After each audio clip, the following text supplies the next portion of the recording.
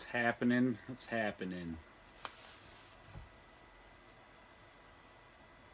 Let's wait to see if somebody comes on. Someone doesn't. Ooh, the big package opening. Thanks, Mike, for sending me the jigs, and I assume there's a jig box in here, so we'll open it up here in a little bit and see what's happening here. But sounds like halftime. Looks like the Vikings ain't doing good. It's kind of scary to see that, but let's let some guys join here, and then we'll open up this package. Mike's at Larson's Quality Jigs always send me some cool stuff here, so we'll see how it's going here. Let's see. But we'll see what's happening. Let me know if you can see what it is. If you can't see that package, I'll even try to hold it up close when I do it. We'll see. I can barely read the thing, so if you guys see something, don't see something, let me know. But Mike's always got good jigs, so we'll see here. Before we even open it here, let's pull out. Here's my main jig box I ran last year. And these jig boxes have been good, but if you can see some of these ones I've had here, these are the ones from Sportsman Direct. They've been okay. They last me the whole season. They're nice. They're compact, but they have been split in two, so we'll see. Mike's got some other things, but here's some of Mike's jigs right here in the middle row so far. Those things are pretty happening, so they're pretty cool. All right, but let's open them up. Let's see what's happening here. Dun dun dun. Uh-oh. That's a big one right there, another big holder. So we'll see how this one performs, but you can order these on Mike's at Larson's Quality Jigs website too. These boxes, they have them for sale there. And then here's all the jigs he sent me. So I'll tell you what, I'll load them up here real quick in the box, and then we can see. But there's some silvers, some golds, there's all kinds of things here. Let's see here, I'll fold them up so then people can see them. But actually, let's just do that. Bunch of purple, bunch of golds, bunch of pink. There's even this. This is the color that Mike was talking to me about a little bit right here. It's kind of a rainbow. That right there is kind of a rainbow. Got some dark. That looks pretty cool. Yeah, Mike, they're not for walleyes. Here's a pretty cool one. Kind of a purplish green as it turns around. Let's see if I can get it. There you go. That's some pretty cool ones. But let's see here. I'll even hold it up. See, there's some more of the rainbow colored ones. These are the gold that Mike gets that are pretty. It's the shiniest gold jigs I've ever seen, really, but that's this one right here. But those are pretty shiny gold. They're pretty slick. Here's one that Mike was talking to me about too. It's kind of a brown with black dots. See if we can get it to focus. There it is. It's kind of a brownish. No, they're not creek chubs jigs. That's only summertime. Yeah, a lot of metallics, a lot of golds. Mike's done pretty awesome. There's the brown. There's some ants, purples. Here's some jigs too that I had Mike make last year. As you all know, what's a popular color for plastics is out there is a white glow that glows red. And Mike actually accomplished that last year and got that to work pretty good, and it's pretty slick. I like it a lot. So that's kind of one of the things that he's done that's been pretty cool. But I'll hold this up too. Here's his other colors. Actually, from that row here, that roll, that roll, that row are all Mike's jigs. And then here's some other ones that I do use here. Got the gold hole jigs. Got to have a gold hole jig. These are all 3mm or less. Normally I don't use anything in tungsten bigger than 3mm. Mainly because I just think bigger bluegills, once you get into bigger profile sizes, I still would rather use a lead. Make it easier for the bluegills to suck it in and utilize that prior that to there we go. But let's do this. Let's take one of the main jigs here, and actually this is what I like to do with all my jigs when I get them. And let's see if I can find an older one to poke the eyes out. That's what I thought I had here. But let's just take one of these here. You know, and the first thing I do, obviously, and mainly he does put a coating on these jigs, so you kind of got to pop out that coating off of there and get that eye there clean. And once you get that clean, one of the first things that I do is I take that eye. Now, a reminder too that this is tungsten. This tungsten is going to break when you start bending the hooks because they're heat treated and soldered onto that hook, and that hook gets weakened by that. But Mike's jigs are normally pretty strong, I find out, to do that, and that's why I kind of don't mind doing this, but at the same time I expect to break a few. And what I do is I take that eye, and as you can see right there, it's not 90 degrees. I like it to be 90 degrees, so what I'll do is I'll take that and I'll bend it over so it sits at 90 degrees now. And I do this to every jig that I take out the box. Every single one. And then you see how when it's at 90 degrees now, if you see that jig now, let's see if I can hold it right here. If you hold it there, 90 degrees, you can see the angle of that hook. That angle of that hook I like to have opened up. And I open that up to, so I can zoom it out there. Let's see, there we go. But see how you can see how it's pointing above that eye? That's what I do. So I line that up. Now the other thing is too, is you can even see this on Mike's jig and everyone else's jigs. If you can't see that, there's a little bit of blue. There's some paint on that jig. This hook is pretty dang sharp already. But what I like to do too in all jigs then is definitely sharpen them and make sure you get the sharp point on it. No matter what jig, no matter what company, I always make sure every hook is sharpened that way. And that's what I do to every jig before they go back into my jig box. One, to make sure you get that 90 degrees, and then two, you got the hook. And the main reason why we do that is because when I take here's my tuned up custom rod schoolie reel that I had them made for me. It's got the perfect bend, if you ask me here. It stays bent. It's a fiberglass rod that's solid. The tip is solid, so when you jig the jig, you got control of your jig. And when you do reel for one reel, and any reel you have a fiberglass rod so it doesn't bounce. If you have a graphite rod, when you reel it and fighting big fish, it bounces like this every time you do that one reel, and it pops it out. So that's what I like about this rod. This rod is actually made, it's a stiff enough rod, but then you get jig control, but then it bends just perfect. So back to the jig. When I get to the jig, this is how I snell knot. I snell this time, so I don't know why she's doing that. So back to the video here. The wife's calling again too, sorry guys. But I like to snell knot here. And you go this way through the jig. Let's see if I can clean out. I gotta clean out that eye a little better still.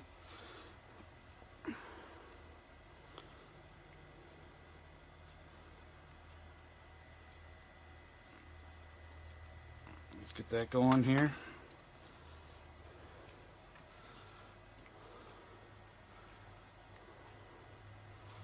All right.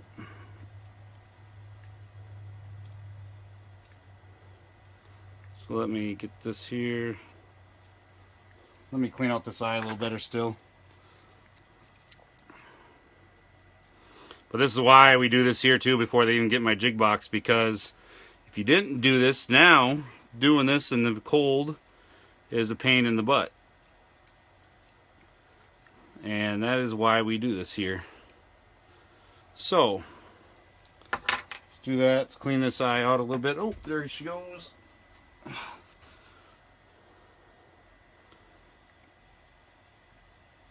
Let's get that clean. Let's go here.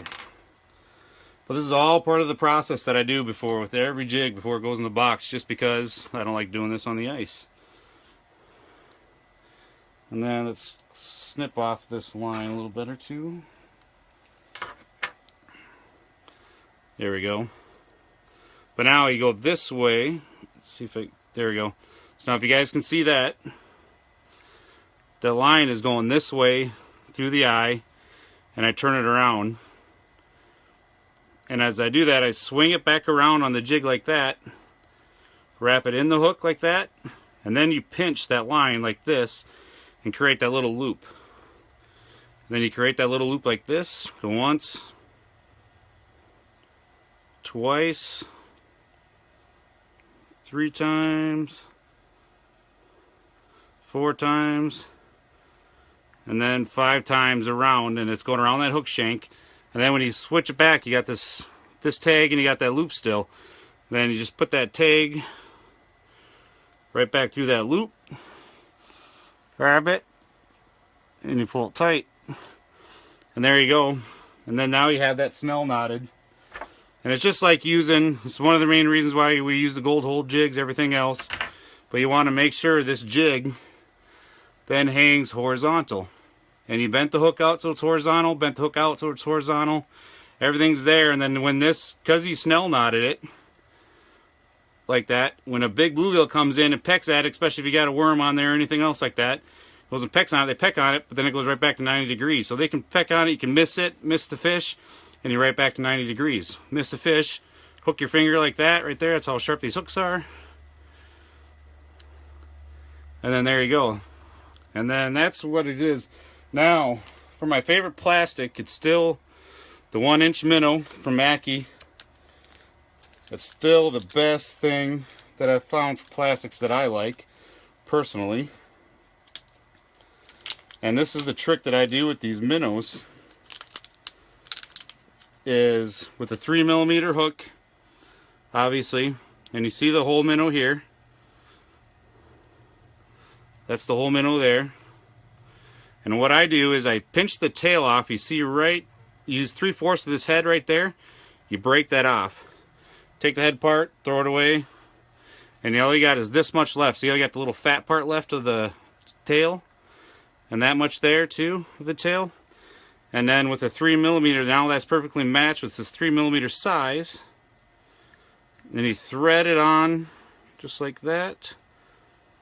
Then you set it up so it's again horizontal as much as you can, and then there we have that plastic on there now. And that's as much plastic I put on here with that there. And that's how I unpackage every one of my jigs. I sharpen the hooks, I bend the eye so it's 90 degrees, bend the hook out so it's up, and that's what we do. And it's kind of what I do to every jig before they go in the main box. And it's kind of fun to do it that way. It's great to do it. These boxes, if you guys aren't using them already, and Mike just sent me a big one. He's got them for sale, custom at Larson's Quality Jigs, and they're awesome. But they're small. They're small, compact. They're all the same there, but that's how thin they are. They're just big enough, to hold those things in tight. So you shake them all you want, and there's nothing there. Nothing rattles, nothing moves. They're tight. Those are all 3mm there, and that's what we like about them. So yeah, if you got any questions on that, just comment on the video here, and I will respond a little later. But then there you go. There's my custom schoolie rod made just for, and there we go. So that's the bend that we like to have there. And then now here's the trick I do too. I do it all to every spoon that I do. This is the unboxing of the spoon. Is I take every spoon I buy, say this Custom Spins Jig Slender spoon, is I buy Gamakatsu hooks, red normally, and I replace all the hooks on them. So when I pull these out here, pull that out, and I replaced the hook. And yes, Mike, these are for walleyes now. I'm not sure if Mike will have those at the show or not, but they do have them for those jig boxes on his website. But I replace every hook with the red hook. No matter which spoon it is, I always do that. And then what I also do too, and the reason why I like these Gamakatsus is they're just that much sharper. They stick, the second you stick your finger into them, they bend out. They're ready to go. And then I do give them a little bend out, each one of them. Just the tiniest bit, but enough to increase your hooking percentage on these jigs before they go in. And I do that to every single one of them. No, Ray, I don't fish for gills all the time. I'm actually mainly a walleye guy, unbelievable or not, but because I like to competitive fish, and it's all we really got to compete for in the ice time. Is I like to fish for walleyes mainly, so that's pretty fun. But with tackle storage too, and with these jigs, I'm always like to have everything as minimal as possible. And guys, the wife's gonna come. I guess here. Hold on a second. Give me a second. 2 seconds.